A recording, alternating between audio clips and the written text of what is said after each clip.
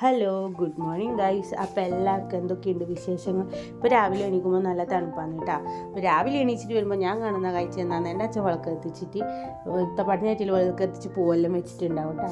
അപ്പോൾ രാവിലെ തന്നെ അത് കാണുമ്പോൾ നല്ലൊരു സുഖമാണ്. അപ്പോൾ ഇന്ന് അമ്മ റാഗിയും ഗോതമ്പും മരിയെല്ലാം ഇട്ട ഒരു ദോശയാണ് ആക്കിനി. അപ്പോൾ ദോശയും ചമ്മന്തിയും കഴിച്ചു.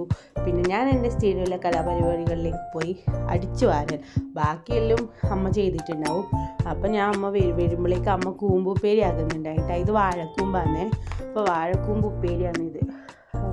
എനിക്ക് ഭയങ്കര ഇഷ്ടമാണ് കേട്ടോ വാഴക്കൂമ്പ് ഉപ്പേരി.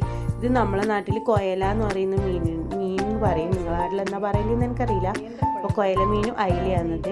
അപ്പോൾ ഞാൻ കുറേ ദിവസമായി അച്ഛൻ എപ്പോൾ പഴം കൊണ്ടുവന്നിട്ടാണ്. അപ്പോൾ പഴംപൊരി തിന്നണം എന്ന് വിചാരിക്കുന്നു. അപ്പോൾ ഏതായാലും വീട്ടിൽ പോയി നോക്കുമ്പോഴേക്ക് ഒരുപാട് പഴം ഉണ്ടായി, നേന്ത്രപ്പഴം.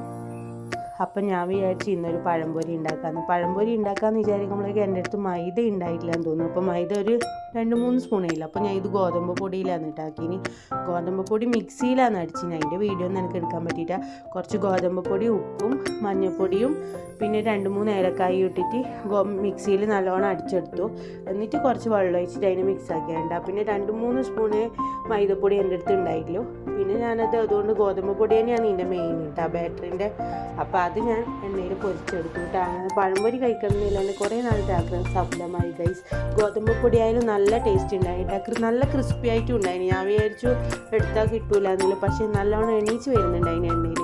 അങ്ങനെ അടിപൊളി പഴംപൊരി ഞാൻ ഉണ്ടാക്കിയത് തന്നെ ഞാൻ കഴിച്ചു കേട്ടോ. സത്യമായിട്ട് നല്ല ടേസ്റ്റ് ഉണ്ടായിന്.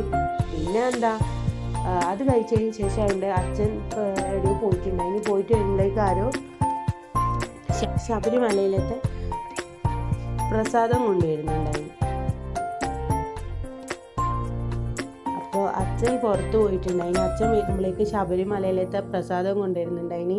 ആരോ മലക്ക് പോയവർ പ്രസാദം കൊടുത്തിട്ടുണ്ടായിന്. അങ്ങനെ അരവണ പായസവും പിന്നെ അവിടെയുള്ള അപ്പവും പിന്നെ ഒരു കഷ്ണം അലുവയും ചിപ്സും മലരെല്ലാം കൊണ്ടുവന്നിട്ടുണ്ടായിന്. അതെല്ലാം കഴിച്ചു. ഈ ശബരിമലയിലത്തെ പ്രസാദം ഒരു വികാരമാണ് കേട്ടോ. എനിക്ക് അരവണ പായസം കഴിക്കുന്നതിനെക്കാട്ടി ഇഷ്ടം ആ കടിച്ചാൽ പൊട്ടാത്ത ഒരു അപ്പൂല്ലേ, ആ അപ്പും പിന്നെ ചിപ്സെല്ലാം കഴിക്കുന്നതാണ്. അങ്ങനെ നമ്മളെല്ലാവരും ശബരിമലത്തെ പ്രസാദം കഴിച്ച ശേഷം ചോറുണ്ണാൻ പോയിട്ട് അതിന് പരിപ്പ് കറിയും കൂമ്പുപ്പേരിയും മീൻ പൊരിച്ചതും മീൻ കറിയെല്ലാം ഉണ്ടായിരുന്നു. ഇന്ന് വൈകുന്നേരം പയ്യന്നൂർ അമ്പലത്തിൽ പോകാമെന്ന് വിചാരിച്ചു. പയ്യന്നൂർ അമ്പലത്തിൽ പോകുമ്പോഴേക്ക് യാദൃശ്ചികമായി അവിടെ ഒരു തുലാഭാരം കിട്ടുന്നുണ്ടായിരുന്നു. അപ്പോൾ നിങ്ങൾക്ക് പണ്ടേ തുലാഭാരം നേർച്ചയുണ്ടായിരുന്നു. അപ്പോൾ അതും കൂടി ചെയ്തു കേട്ടോ. നമ്മൾ ഇന്ന് ചെയ്യണമെന്ന് വെച്ച് പോയതല്ല, പോകുമ്പോഴേക്ക് കണ്ടതുകൊണ്ട് ചെയ്തു എന്നേലു.